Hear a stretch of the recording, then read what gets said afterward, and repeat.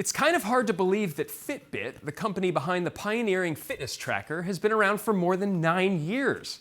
It's still considered the leader in the wearables market, but it's attracted plenty of competitors along the way. I'm pleased to welcome CEO James Park to our studio for a round of Fortune's Fast Five. James, thank you so much for being here. Thanks, Andrew, for having me. Of course. All right, so we're going to rip right into the questions. Question number one. Fitbit products are best sellers. We both know that, but the company's stock is underwhelming. It's something like a third of what it was at IPO. Why is there such a disconnect? There's only so much we can do about controlling the stock price. So I think one of the things I tell our team and our employees is to be really focused on the company's financial performance and product quality, product features, et cetera, because those are the things that we can actually control. But, to be honest, I think there's a lot of skepticism about the fact that, we could be a one-product company, a one-hit wonder. I've heard that a lot. I think there's a lot of questions about our durability as a company, increased competition. But as you said, and as you mentioned, we've been around for over 9 years. We've been the pioneers in this category. We've grown revenue tremendously. I'm very excited about all the products that we have in our pipeline. And I'm truly motivated by the mission of the company, which is to get everyone in the world healthier and more active. And that's what drives me and the employees every day. So I'm very optimistic about our future. Fair point. All right, so the second question, it makes total sense to follow with this. There are a lot of numbers to think about when you run a company, right? You got revenue, you got profit, you got your stock price. Right.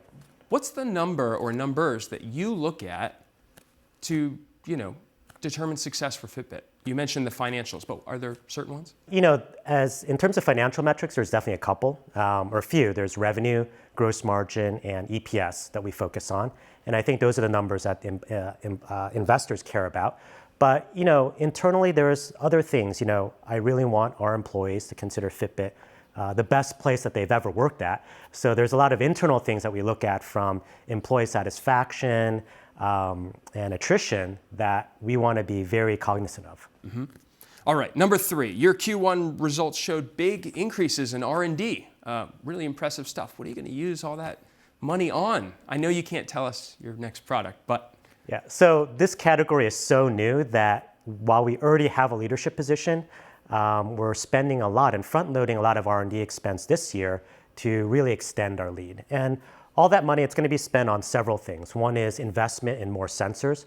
I think there's more data types that we can collect around people's health that will be relevant to improving outcomes for many, many people.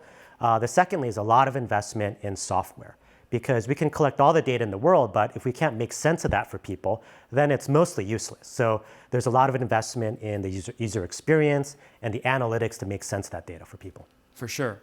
Fair enough. Number four, last year you partnered with Target, a very cool partnership to supply its employees with fitness trackers. So how important are corporate accounts moving forward for Fitbit's business strategy? Excuse me. So we've consolidated all our B2B efforts, including corporate wellness, which is our business to employers, under one umbrella, which we call group health.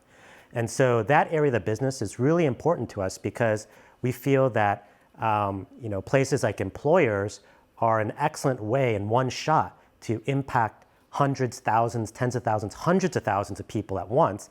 And the Target deal is a great example of that. Target made available Fitbit trackers to 300,000 of their US employees. And look, group health is really important for corporations, because healthcare costs are one of the rising costs for CFOs within companies. So this is a really growing part of our business. Fascinating. And last question, what or who is Fitbit's biggest threat?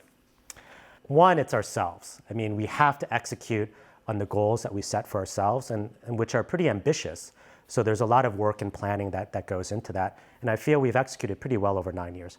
But if I had to pick an outside company, I think investors would consider Apple to be a competitor today. Although the brand promise and the products that we both have in this category really are different and address different segments of the market. And I think a lot of the market share numbers bear that out, where both of us have been able to succeed in this category. And I think that's a testament to the fact that this category is so large, and I think there's going to be a place for more than one company to succeed and thrive. I agree with you. James, thank you so much for being with us. Thanks, Andrew.